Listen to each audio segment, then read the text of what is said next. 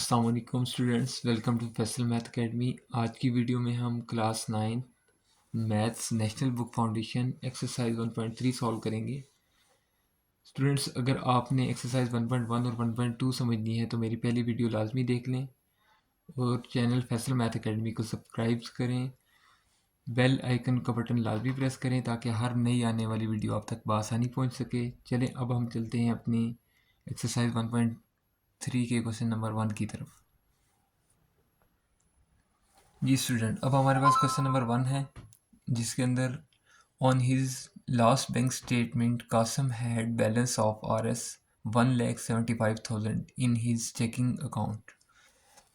Students, इस question के अंदर हमें बताया जा रहा है कि कासिम के अकाउंट के अंदर 1,75,000 रुपये की अमाउंट पड़ी हुई है। He wrote on check for RS 45,790 and another for RS 1,12,921. What is his current balance? Student, बताया जा रहा है कि 1,75,000 रुपये जो टोटल उसकी अमाउंट उसके अकाउंट में पड़ी थी। ठीक है, उसने पहला जो चेक लिख के दिया वो दिया 45,790 रुपये का, और जो दूसरा चेक उसने लिखा वो लिखा 1,12,921 रुपये का। अब पूछने वाला ये पूछ रहा है कि आप जो ये सारे दो चेक देने के बाद जो अमाउंट देने के बाद उसके पास अकाउंट में जो पैसे बच गए वो कितने बच गए। अब हमने ये चीज़ बतानी है। अच्छा स्टूडेंट, अब हम सॉल्व करते हैं क्वेश्चन नंबर 1। यहाँ पे हम लिख लेते हैं हमारे पास जो इनिशियल बैलेंस है।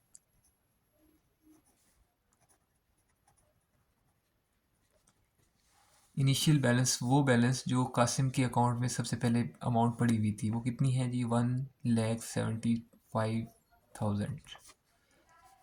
अब उसने जो पहला अब हमारे पास चेक नंबर 1 जो है वो है 45,790 रुपीज़ का। ठीक है, जो चेक दूसरा उसने दिया है वो लिख के वो कितना दिया है यहाँ पे लिख लेते हैं।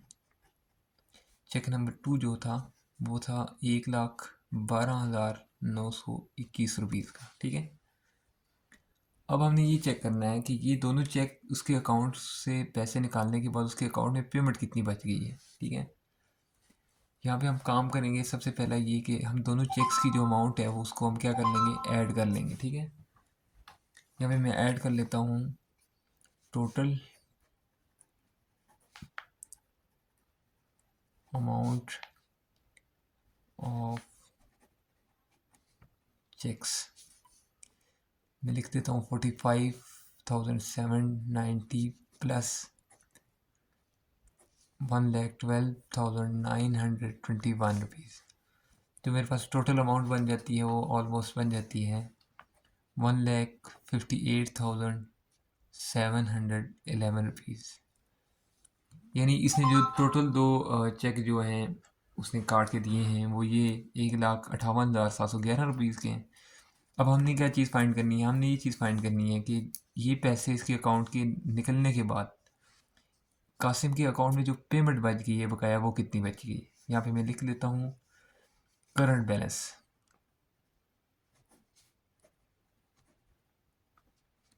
यानी ये पेमेंट निकलने के बाद कासिम के अकाउंट में कितने पैसे बच गए अभी हम फाइंड कर लेंगे। कैसे फाइंड करेंगे, जो हमारा इनिशियल बैलेंस था उसमें से ये अमाउंट जो हमारे अकाउंट से निकल गई है ये माइनस कर देंगे तो इजीली हमारा जो है इनिशियल करंट बैलेंस जो है वो हमारा फाइंड हो जाएगा। Minus 1,58,711 rupees. जब इसको हमने माइनस कर दिया तो हमारे पास बच जाता है 16,299 रुपीज़।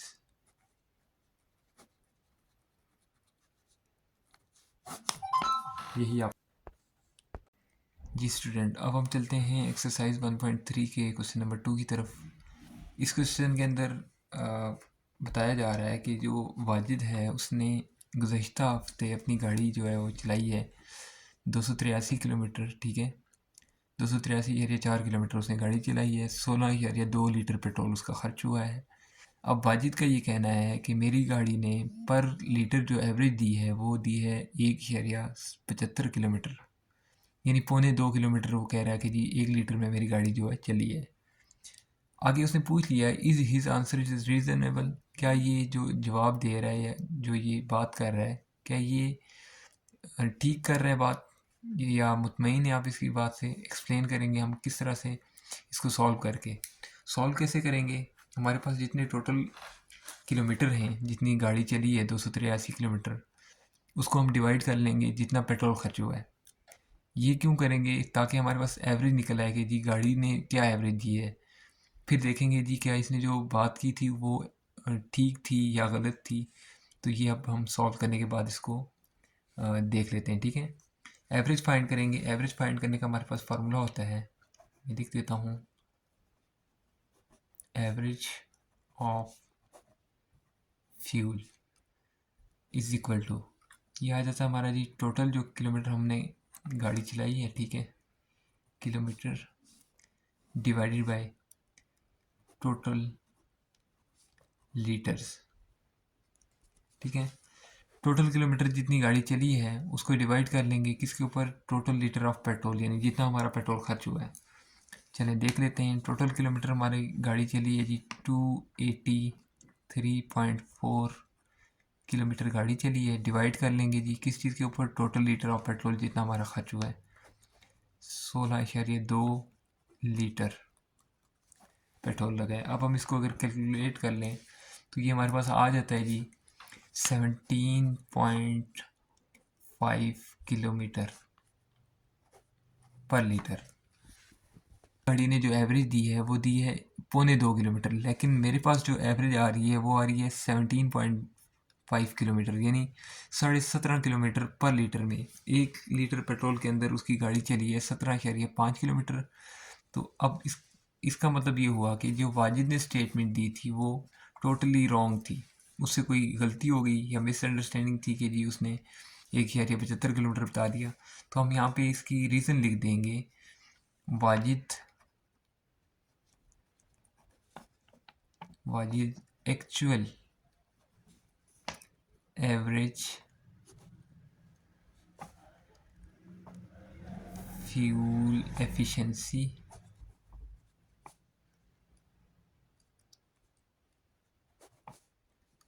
was 17.5 किलोमीटर पर लीटर, ठीक है। आगे मैं लिख देता हूँ नॉट 1.75 किलोमीटर पर litre. It seem there was a misunderstanding।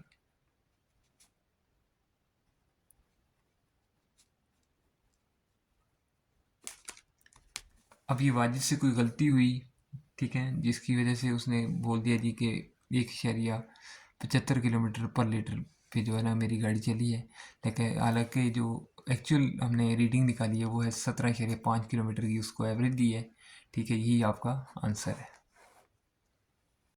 Ji student. अब हम चलते हैं क्वेश्चन नंबर 3 की तरफ। क्वेश्चन नंबर 3 में यहाँ पे जी Salma bought 3.2 yard of fabric for our total price of RS 139.2 rupees. कह रहा है कि सलमा ने 3.2 गज़ कपड़ा ख़रीदा यार्ड बोलते हैं गज़ को, ठीक है।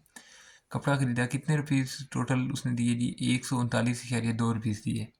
अब ये पूछ रहा है how much did the fabric cost per yard, यानी 1 गज़ कपड़ा जो था वो उसको कितने रुपीज़ में पड़ा। देखा जाए उसने जो टोटल रुपीज़ दिए वो दिए 139.2 रुपये, ठीक है। कपड़ा कितने गज़ खरीदा उसने, 3.2 गज़ खरीद लिया। अब हमने क्या चीज़ फाइंड करनी है, 1 गज़ जो कपड़ा था वो कितने का पड़ा। हमारे लिए आसान काम ये है कि हम टोटल जो प्राइस है, ठीक है, उसको हम डिवाइड कर दें टोटल जितने गज़ उसने कपड़ा खरीदा है। सिंपल सा जो है इसका सोल्यूशन है। तो हमारे पास जो है 1 गज़ कपड़े की जो है वो कीमत निकल आएगी। अब हम क्या करते हैं, टोटल मैंने प्राइस लिख दी 139.2 यार्ड, 139.2 रुपये, ठीक है। टोटल जो यार्ड मतलब कि टोटल गज़ कितने गज़ का कपड़ा था वो मैंने लिख दिया 3.2 गज़ का कपड़ा था।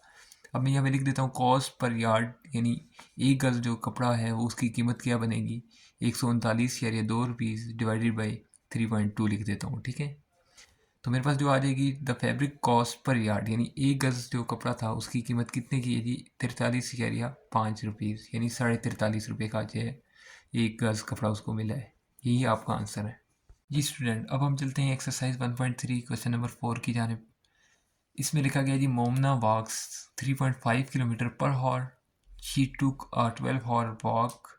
How far did she walk. सबसे पहले समझ लेते हैं जी इस क्वेश्चन के अंदर हमें ये बता क्या रहा है। क्वेश्चन के अंदर कहा गया है जी मोमना वॉक्स 3.5 किलोमीटर पर हॉर। मोमना जो है वो जो है चलती है कितने जी स्पीड के साथ 3.5 किलोमीटर पर हॉर, यानी 1 घंटे के अंदर वो 3.5 किलोमीटर का फासला तय करती है वॉक करते हुए। ठीक है, अब वो डेली जो वॉक करती है she took a 12 hour walk, यानी वो 12 घंटे का जो है 12 घंटे के लिए वॉक करती है। अब पूछने वाला पूछ रहा है how far did she walk. उसने 12 घंटे के अंदर 3.5 किलोमीटर पर हॉर के हिसाब से कितना सफ़र तय किया, ये चीज़ हमने फाइंड करना है। ठीक है, चलिए क्वेश्चन की तरफ चलते हैं। हम सबसे पहले चीज़ लिख लेंगे जी वॉकिंग स्पीड क्या है, यानी वो जो जिस स्पीड के साथ चलती है, जिस तरह से हम गाड़ी या बाइक की बात कर लें कि हमारा जो 60 की स्पीड में चल रहा है। ठीक है, 60 की स्पीड का मतलब ये होता है कि 60 किलोमीटर पर हॉर, यानी 1 घंटे के अंदर 60 किलोमीटर तय कर रहा है। ठीक है, चाहे वो गाड़ी है बाइक है। ठीक है, हाँ, इसी तरह से उसने बात की कि 1 घंटे के अंदर जो मोमना है उसकी स्पीड क्या थी, उसने 1 घंटे के अंदर कितने किलोमीटर तय किए। 1 घंटे के अंदर वो तय करती है जी 3.5 किलोमीटर। अब उसने जो वॉक की वो की 12 घंटे। हमने क्या चीज़ फाइंड करनी है, हमने फाइंड करना है जी 12 घंटे के अंदर वो 3.5 किलोमीटर के हिसाब से कितना किलोमीटर जो है सफ़र वो तय करती है। तो हम यहाँ पे फार्मूला लगा लेंगे डिस्टेंस वॉक, यानी डिस्टेंस का जो फार्मूला होता है स्पीड मल्टीप्लाई बाय टाइम। अब मेरे पास जो स्पीड थी उसकी ये थी कि 1 घंटे के अंदर 3.5 किलोमीटर तय करती है, तो मैं यहाँ पे लिख लूँगा 3.5 km पर हॉर मल्टीप्लाई बाय 12 हॉर्स, यानी जो मेरे पास 3.5 किलोमीटर पर हॉर की स्पीड थी उसकी, उसको मैंने मल्टीप्लाई कर दिया। टोटल जो टाइम था वो जितने टाइम उसने वर्जिश की वॉक की, ठीक है, वो थी 12 घंटे की। तो मेरे पास ये मल्टीप्लाई करके जो आंसर आ जाता है वो आ जाता है जी आपके पास 42 किलोमीटर। यानी अगर मोमना ने 12 घंटे वॉक की, ठीक है, उसकी जो स्पीड थी वो 3.5 किलोमीटर पर हॉर थी, तो उसने जो टोटल डिस्टेंस ट्रेवल किया, जो टोटल उसने सफ़र तय किया वो था 42 किलोमीटर। यही आपका आंसर है जी स्टूडेंट। अब हम चलते हैं अपने क्वेश्चन नंबर 5 की तरफ। क्वेश्चन नंबर 5 में कहा गया जी the hiking club went on a 7 day trip. एक हाइकिंग क्लब है जिसके लोग जाते हैं जी 7 दिन की ट्रिप के ऊपर। ठीक है, ट्रिप के लिए जाते हैं। ईच डे, हर दिन वो हाइकिंग करते हैं जी 5.5 मील की से लेके 7.5 मील के दरमियान, यानी 5.5 माइल से लेके 7.5 माइल के दरमियान हर दिन वो क्या करते हैं, हाइकिंग करते हैं। ठीक है, अब हमने ये चीज़ बतानी है कि अगर वो 7 दिन की ट्रिप के ऊपर जाते हैं तो वो करते हैं जी 5.5 मील से लेके 7.5 मील का जो है ना फासला डेली तय करते हैं। तो 7 दिन में टोटल उन्होंने फासला कितना तय किया है। अब हमें क्वेश्चन वाले ने दे दिया जी 4 ऑप्शन। उसने कहा है 35 माइल से कम फासला तय करते हैं। बी में उसने कहा जी 35 माइल से लेके 55 माइल्स के दरमियान तक का फासला तय करते हैं। फिर तीसरे ऑप्शन सी में उसने कहा है जी 55 माइल्स के बराबर वो क्या करते हैं, फासला तय करते हैं। ऑप्शन नंबर डी यानी 4 जो ऑप्शन है आपके पास, उसमें कहा है जी उसने जो फासला तय करते हैं वो होता है 55 माइल से भी ज़्यादा, मोर देन 55 माइल्स। देखें, अब हम देखने में कोई भी ऑप्शन सेलेक्ट नहीं कर सकते जब तक हम इसको सॉल्व नहीं करेंगे। हमारे पास प्रॉपर रीज़न नहीं होगा कि जी हमने जो ऑप्शन सेलेक्ट किया है इसको सेलेक्ट करने की क्या रीज़न थी। चलते हैं सॉल्व कर लेते हैं। सॉल्व करने का सिंपल वे ये है कि आपके पास सबसे हम पहले लिख लेते हैं जी हमारे पास जो कितने दिन का जो है ट्रिप था। ठीक है, अब मैं यहाँ पे लिख देता हूँ जी total days of trip is equal to 7 days. दूसरी चीज़ जो मैं यहाँ पे लिखूँगा वो लिखूँगा मिनिमम डिस्टेंस, यानी कम से कम जो फासला उस उन्होंने तय किया 7 दिन में वो कौन सा था, मिनिमम डिस्टेंस वो मेरे पास था जी 5.5 माइल्स। यही कहा गया ना हमारे पास क्वेश्चन में, उसने कहा था जी 5.5 माइल्स से लेके 7.5 माइल्स के दरमियान वो क्या करते थे, डेली फासला तय करते थे। तो मैं यहाँ पे क्या करूँगा, 5.5 माइल्स को मैं मल्टीप्लाई कर दूँगा 7 डेज़ के साथ। ये मेरे पास तकरीबन बन जाता है जी 35। ये हो जाएगा मेरे पास जी 38.5 माइल्स। यानी मेरे पास ये आ जाता है मिनिमम, ठीक है। कम से कम जो वो फासला तय करते थे वो 38.5 माइल्स का था। अब जो मेरे पास दूसरी चीज़ गिवन है वो ये है कि 7.5 माइल्स तक ये फासला तय करते थे। तो मैं यहाँ पे लिख देता हूँ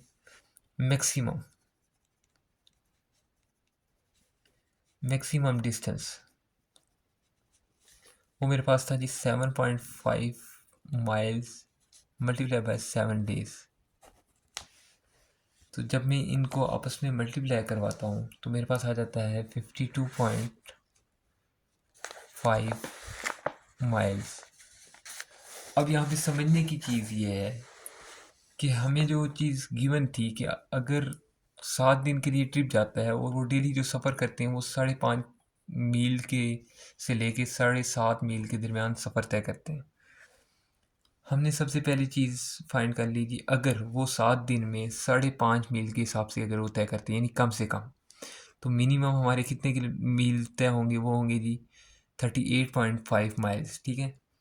फिर हमने एज्यूम कर लिया कि अगर वो 7 दिन जो सफ़र तय करते हैं वो करते हैं 7.5 माइल्स के हिसाब से, तो वो मैक्सिमम आ जाएगा। मैक्सिमम मेरे पास आ जाएगा 52.5 माइल्स। अब मैंने ये चीज़ चेक करनी है कि मेरे पास जो 4 ऑप्शन गिवन थे उनमें से मेरा कौन सा ऑप्शन करेक्ट है। पहले ऑप्शन में उसने कहा जी कि अगर इस कैलकुलेशन के हिसाब से ये चलते हैं तो लेस देन 35 माइल्स। नहीं जी, ये रीज़नेबल नहीं है। क्यों? क्योंकि अगर मैं देखूँ मेरे पास जो मिनिमम में आ रहा था वो आ रहे हैं 38.5 मील, ठीक है, और जो मैक्सिमम में आ रहे हैं वो 52.5। तो ये कहीं से भी जाके 35 पे इक्वल नहीं कर रहा, ठीक है, या इसके दरमियान नहीं आ रहा, ठीक है। तो इसका मतलब हमारा जो ऑप्शन 1 है वो क्या है, गलत है, ठीक है। अब सेकंड पे चलते हैं। उसने कहा बिटवीन, दरमियान हो सकता है किसके, 35 एंड 55 माइल्स के। हाँ जी, मैं मानता हूँ इसकी ये बात बिल्कुल ठीक है, ऑप्शन बी। क्यों? क्योंकि जो पहला हमारा मिनिमम वाला डिस्टेंस है वो देखते हैं 38.5 है। इट्स मीन्स दैट ये 35 से क्या है, बड़ा है। और जो मैक्सिमम डिस्टेंस वो ट्रैवल करते थे वो है 52.5 माइल, जो कि 55 माइल से क्या है, छोटा है। तो इसका मतलब है कि ये इन दो वैल्यूज़ के दरमियान आ रहा है। तो ये बिल्कुल इसका ऑप्शन बी क्या है, करेक्ट है। चलिए इसके साथ साथ हम ऑप्शन सी और ऑप्शन डी भी डिस्कस कर लेते हैं। अब ऑप्शन सी के अंदर वो कह रहा है इक्वल होगा जी 55 माइल्स के। ऐसा तो बिल्कुल भी नहीं है, ना तो हमारे पास मैक्सिमम में माइल्स जो है वो इक्वल आ रहे हैं, ना मिनिमम में जो है वो इक्वल आ रहे हैं। तो इसका मतलब ये ऑप्शन सी भी इसका क्या है, गलत है। ऑप्शन डी के अंदर वो कह रहा है मोर देन 55 माइल्स, यानी 55 माइल्स से क्या है जी, ज़्यादा है। तो ऐसा बिल्कुल भी नहीं है। यहाँ पे 52.5 है और यहाँ पे 38.5 है। तो इसका मतलब है ये ऑप्शन डी भी क्या है, गलत है। हमारे पास जो ऑप्शन आ रहा है वो करेक्ट, वो क्या ऑप्शन आ रहा है, बी, कि बिटवीन 35 एंड 55 माइल्स। ठीक हो गया, यही आपका आंसर है जी स्टूडेंट। अब हम चलते हैं एक्सरसाइज 1.3 क्वेश्चन नंबर 6 की जानिब, जिसमें हमें क्वेश्चन में कहा गया है जी for a class party the students council purchase 42 balloons.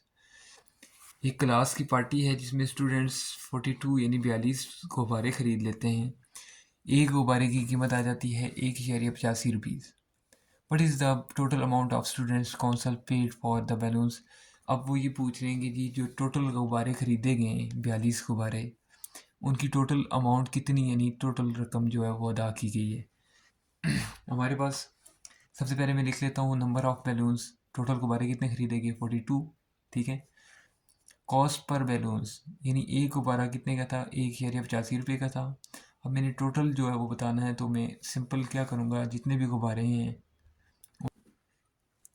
अब मैंने क्या बताना है, टोटल अमाउंट पेड ऑफ, यानी जो मैंने टोटल रकम अदा की है वो कितनी की है, 42 गुब्बारे थे, मल्टीप्लाई कर दूंगा, जो एक गुब्बारे की कीमत होगी 1 शेयर या 85 रुपये थे, तो जो मेरे पास मल्टीप्लाई करके आंसर आ जाता है वो 77.70 ही आपका आंसर है।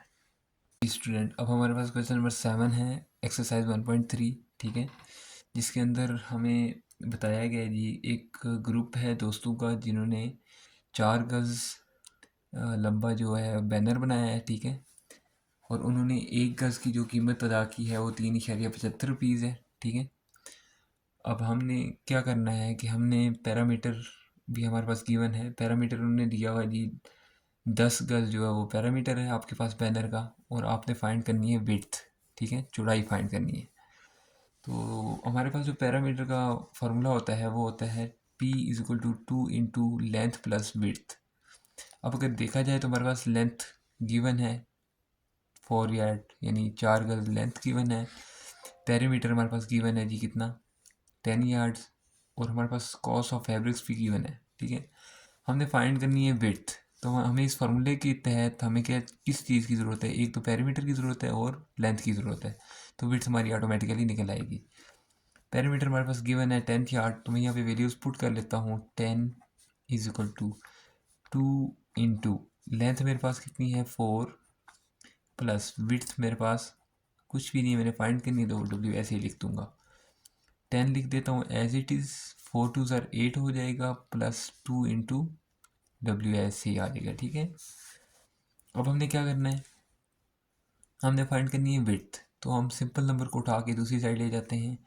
ये हमारे पास आ जाएगा 10 minus 8 is equal to 2W। अब यहाँ पे हमारा हो जाएगा 10 माइनस 8, आंसर आ जाएगा 2 इज इक्वल टू 2W। मेरी विड्थ फाइंड करनी है, W को इधर ही रहने दें, 2 इसके साथ मल्टीप्लाई हो रहा है, दूसरी साइड जाके क्या हो जाएगा, डिवाइड हो जाएगा। W which is equal to 2 divide by 2। अभी कटिंग हो जाएगी, 1 आ जाएगा, तो इसका मतलब है कि विड्थ जो आपके पास आ जाती है वो आ जाती है 1।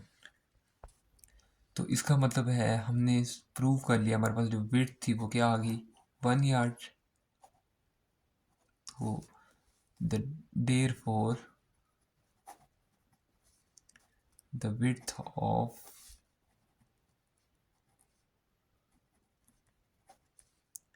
the banner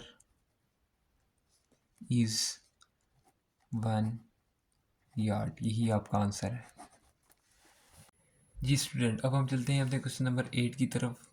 क्वेश्चन नंबर 8 में कहा गया जी, a shoe factory has in asset for RS 20 lakhs of which 3 divide by 5 is the capital and rest is the debit. इसको उर्दू में समझ लेते हैं। कह रहा है जी कि आपके पास एक जो है फैक्ट्री है जिसकी टोटल मालियत है कितनी, 20 लाख, और उसने एक हमें फ्रैक्शन दे दी। उसने कहा जी इस फ्रैक्शन के हिसाब से आपके पास जो कैपिटल है, कैपिटल वो अमाउंट होती है जो आपके पास जो आपने खुद इन्वेस्ट किया हो, ठीक है, and rest is the debit, debit वो होता है जो आपने लोन लिया हुआ है। अब वो ये कह रहा है कि आपके पास एक फैक्ट्री है जिसकी मालियत है 20 लाख रुपए, उसमें से आपकी 3/5 जो फ्रैक्शन वाइज वैल्यू आ रही है कैपिटल की, तो वो कैपिटल है, मतलब कि 3/5 टोटल अमाउंट का जो है वो आपने क्या खुद इन्वेस्ट किया हुआ है, ठीक है। और जो बाकी है and rest is the debit, बाकी जो आपने लोन लिया हुआ है।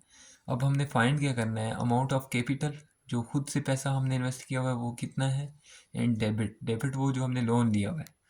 सबसे पहला काम कर लेते हैं जी, हम लिख लेते हैं टोटल एसेट कितना है। टोटल एसेट ये है हमारे पास 20 लाख, ठीक हो गया। अब हमारे पास जो फ्रिक्शन आ रही है कि हमने जो कैपिटल अमाउंट फाइंड करनी है वो कितनी है, तो हम वो यहाँ पे लिख लेते हैं एसेट्स डेट कैपिटल, वो हमारी है 3/5 मल्टीप्लाई बाय ये आ जाता है 20 लाख, ठीक है। अब यहाँ पे हम सिंपल इसको सॉल्व कर सकते हैं कैसे, 5 1 ज़र 5, 5 4 ज़र 20, तो ये जो 4 है 4 के साथ हमने 20 की कटिंग कर ली, बाकी जो ज़ीरो बच गई मैं ऊपर ले जाता हूँ, ये हो जाएगा 4 लाख। अगर मैं यहाँ पे 4 को 3 मल्टीप्लाई बाई 4 लाख कर लेता हूँ तो ये मेरे पास बन जाता है तकरीबन 12 लाख। ठीक है। इसका मतलब ये हुआ कि कैपिटल जो अमाउंट थी, यानी जो हमने इन्वेस्ट की हुई थी, वो कितनी है? 12 लाख रुपए।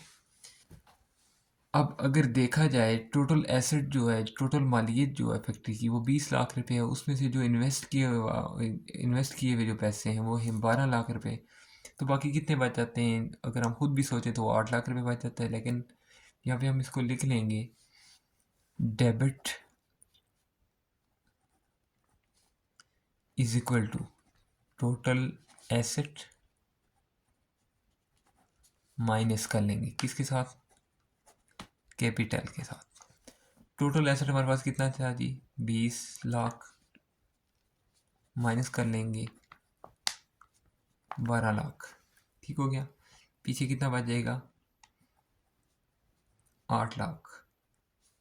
तो यही आपकी जो अमाउंट है वो क्या है? डेबिट अमाउंट है।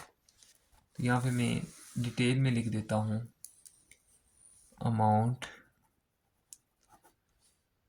Of capital is RS 12 lakh and amount of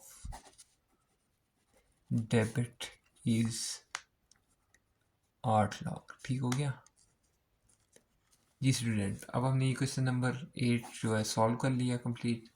तो आप लोगों ने कमेंट सेक्शन में मुझे बताना है कि आपको क्वेश्चन की समझ आई है या नहीं आई। तो ये जब आप कमेंट सेक्शन में मुझे कमेंट करेंगे तो मुझे समझ आएगी कि जी स्टूडेंट्स को मेरी समझ आ रही है या मुझे कोई चेंजिंग करने की ज़रूरत है। तो आप लोग लाजमी इस जो वीडियो बनाता हूँ मैं, आप इसको लाइक किया करें, शेयर किया करें, ठीक है। और जो फैसल मैथ अकेडमी इसको सब्सक्राइब किया करें और कमेंट सेक्शन में लाजमी मुझसे क्वेश्चन किया करें ताकि मैं आपके क्वेश्चन का जो है आंसर दे सकूँ। जी स्टूडेंट, अब हम चलते हैं अपने क्वेश्चन नंबर 9 की तरफ।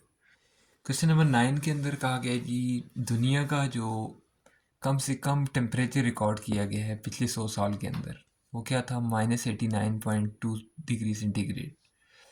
कहाँ पे था जी? अंटार्कटिका के अंदर। कौन से सन की बात कर रहा है? ये कर रहा है 21 जुलाई 1983 की बात कर रहा है, ठीक है। अब जो टेम्परेचर रिकॉर्ड किया गया है उसको हमने कन्वर्ट करना है किसके अंदर? फ़ारेनहाइट के अंदर और केल्विन के अंदर। चलिए देख लेते हैं। हमारे पास इस क्वेश्चन के अंदर जो है ना, बुक के अंदर आपके पास दो फार्मूलाज भी गिवन है, फ़ारेनहाइट का भी फार्मूला गिवन है और केल्विन का भी। आपने इस तरह करना है कि ये फार्मूलाज दोनों याद कर लेने। बाज़ औक़ात ऐसा होता है कि बोर्ड के अंदर आपको ये फार्मूलाज गिवन नहीं होते, ठीक है। फ़ारेनहाइट का जो फार्मूला है वो है हमारे पास 9/5 सेंटीग्रेड प्लस 32। और केल्विन का जो फार्मूला है वो है सेंटीग्रेड, मतलब कि जो आपके पास टेम्परेचर होगा +273, ठीक है। तो हम सबसे पहले कर लेते हैं फॉर फ़ारेनहाइट। फ़ारेनहाइट के लिए हम क्या करेंगे?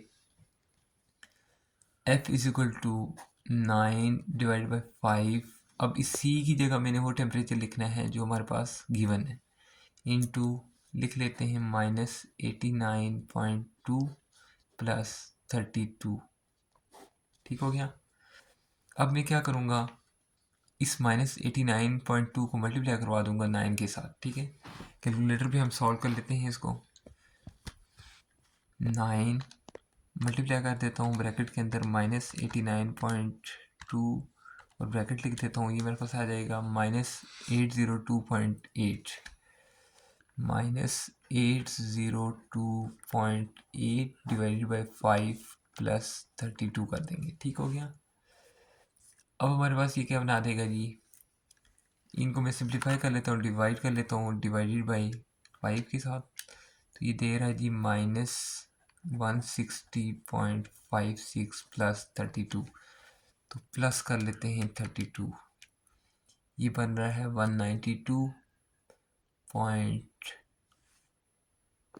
ये हमारे पास जो है आंसर आ जाएगा इसका माइनस करके जी -128.56। ये हमारा किसके अंदर आ गया? फ़ारेनहाइट के अंदर। अब हमने दूसरा काम क्या करना है जी? दूसरा काम ये करना है कि हमने केल्विन में फाइंड करना है। Kelvin's K is equal to, मेरे पास आ जाएगा डिग्री सेंटीग्रेड के अंदर जो मेरे पास टेम्परेचर होगा +273। बहुत आसान काम है। हमारे पास टेम्परेचर क्या गिवन है? -89.2, ठीक है। मैं यहाँ पे लिख देता हूँ -89.2 प्लस 273, तो ये मेरे पास बन जाएगा जी -89.2 प्लस 273, ये 183.8, ये हमारे पास आ जाएगा केल्विन। यही आपका आंसर है। अस्सलाम वालेकुम स्टूडेंट्स, अब हम चलते हैं अपने क्वेश्चन नंबर 10 की जानिब। हमारा उस क्वेश्चन है, a company was penalised by government act for low quality protection. एक कंपनी है जिसको गवर्नमेंट की तरफ से जो है लो क्वालिटी प्रोटेक्शन यानी गैर मयारी चीज़ पैदा करने या बनाने की वजह से जुर्माना हो जाता है, ठीक है। अब उस कंपनी के शेयर होल्डर जो है, मतलब कि उस कंपनी में इन्वेस्टर जो है वो 3 है, जिन्होंने मिल के इस कंपनी की बुनियाद रखी, ठीक है। उनका नाम इन्होंने दे दिया, फ़र्रा नाम है, मरियम नाम है और तहरीम नाम है। इन्वेस्ट कर रहे हैं जी रेशो के हिसाब से 1:2:3। अब इस रेशो की मैं आपको अगर थोड़ी सी मिसाल दे दूं कि अगर फ़र्ज़ करें 1 रेशो जो है वो फ़रा के नाम से जा रहा है, 2 रेशो मरियम के नाम से जा रहा है और 3 रेशो जो है तहरीम के नाम से जा रहा है। जो फ़र्रा है उसने 1 लाख रुपये इन्वेस्ट किया है, मरियम ने 2 लाख रुपये इन्वेस्ट किए हैं और तहरीम ने 3 लाख रुपये इन्वेस्ट किए हैं। अब वो ये कह रहा है कि जो टोटल उनको जुर्माना हो रहा है वो हो रहा है 4,56,868 रुपये। कह रहा है find the amount of penalty paid by each of 3 shares. अब हमने क्या फाइंड करना है कि हर बंदे को, जो शेयर होल्डर है, कि हर बंदे को कितना कितना जुर्माना इसमें से आएगा। अब जाहिर सी बात है कि एक बंदा जो ₹1,00,000 इन्वेस्ट कर रहा है तो उसको जो जुर्माना आएगा वो भी ₹1,00,000 के हिसाब से आएगा, मतलब कि कम आएगा। और जो दूसरा होल्डर है वो कर रहा है ₹2,00,000 इन्वेस्ट, तो जब उसको प्रॉफिट होगा तो 2 लाख के हिसाब से उसको ज़्यादा प्रॉफिट होगा, तो फिर उसको जब लॉस होगा तो लॉस भी तो ज़्यादा होगा। इसी तरह से 3 लाख वाले को प्रॉफिट अगर ज़्यादा होगा तो लॉस भी उसको ज़्यादा होगा, ठीक है। हम शेयर, सबसे पहले हम क्या कर लेते हैं जी, हम यहाँ पे लिख देते हैं टोटल जो हमारी पेनल्टी अमाउंट है, ठीक है, मतलब कि जुर्माने वाली जो रकम है टोटल वो हम लिख लेते हैं RS 4,56,868.57 रुपीज़। ठीक हो गया। दूसरा काम हम कर लेते हैं, हम यहाँ पे लिख लेते हैं अपनी रेशोज़ लिख लेते हैं जो है हमारे पास 1:2:3।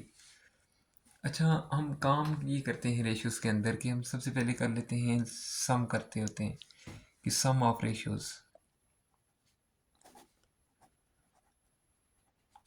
सम अगर हम इसका कर लें 1 + 2 + 3 तो ये आ जाता है आपका 6 के इक्वल। अब हमारे लिए आसानी हो जाएगी। कैसे आसानी होगी? जब हमने फ़रा का रेशियो निकालना है लॉस का या फिर जुर्माने की बात कर रहे हैं तो 1/6 करेंगे, मल्टीप्लाई कर लेंगे टोटल रकम के साथ जो जुर्माना हुआ है, तो फ़रा का जो जुर्माना है वो निकल आएगा। मैं यहाँ पे लिख लेता हूँ फॉर फ़रा, ठीक है। तो ये लिख देता हूँ 1/6 मल्टीप्लाई बाय 4,56,868.97, ठीक हो गया। जब इस टोटल रकम को हम 1 के साथ मल्टीप्लाई करेंगे तो ये रकम आएगी, डिवाइड कर लेते हैं 6 पे, तो हमारे पास इसका आंसर आ जाएगा 4,56,868.97 डिवाइडेड बाई 6 कर लेते हैं, तो ये तकरीबन बन रहा है 76,144.8। इसका मतलब ये हुआ कि फ़रा का जो लॉस है, जो फ़ाइन है, वो कितना बन रहा है 76,144 रुपये, ठीक है। अब हम चलते हैं सेकंड शेयर होल्डर के पास। वो क्या है जी? फॉर मरियम। जब मरियम इन्वेस्ट 2 लाख करेगी तो उसको लॉस भी 2 लाख के हिसाब से होगा, तो यहाँ पे हम लिख लेते हैं 2/6 मल्टीप्लाई बाय 4,56,868.57 रुपीज़, ठीक है। तो ये कितने हो जाएंगे सबसे पहला काम हम कर लेते हैं 2/6, या आप ऐसा कर सकते हैं टोटल रकम को 2 के साथ मल्टीप्लाई करें, डिवाइड बाई 6 कर लें। तो मैं ये करूँगा, टोटल रकम को 2 के साथ मल्टीप्लाई कर देता हूँ, 456,868.97 मल्टीप्लाई बाई 2 कर देता हूँ, डिवाइडेड बाई 6। तो ये मेरे पास बना देता है 152,289.66। ये लॉस आ जाता है जी मरियम का। अब हम तीसरी के पास चलते हैं, और तहरीम। तहरीम के लिए हम करेंगे जी 3/6 मल्टीप्लाई बाई 456,868.97 आ जाएगा। तो ये सिंपल वे, आप इस टोटल रकम को 3 के साथ मल्टीप्लाई करें, डिवाइड 6 कर दें, तो आपके पास जो आ जाएगा जी 228,434.49। ये आ जाएगा जो फाइन है तहरीम का। अब अगर हमने चेक करना हो अपना क्वेश्चन कि हमारा क्वेश्चन ठीक है या गलत है, तो आप ये कर सकते हैं, तीनों फाइन को ऐड कर लें। तो अगर टोटल फाइन आपका ये आ रहा है, टोटल रकम जो है आपकी फ़ाइन की, तो आपका क्वेश्चन बिल्कुल ठीक होगा। डियर स्टूडेंट्स, आज हमने class 9th mathematics national book foundation की एक्सरसाइज 1.3 को स्टेप बाय स्टेप और आसान तरीके से सॉल्व किया। उम्मीद है कि आपको तमाम क्वेश्चन अच्छी तरह से समझ आ गए होंगे। अगर आपको ये वीडियो पसंद आए तो वीडियो को लाइक करें, अपने दोस्तों के साथ शेयर करें, और फैसल मैथ एकेडमी चैनल को ज़रूर सब्सक्राइब करें ताकि आपको आने वाली तमाम मैथ लेक्चर्स सबसे पहले मिल सकें। इंशाल्लाह मिलते हैं नेक्स्ट वीडियो में, तब तक के लिए अपना भरपूर ख्याल रखें। अल्लाह हाफिज़।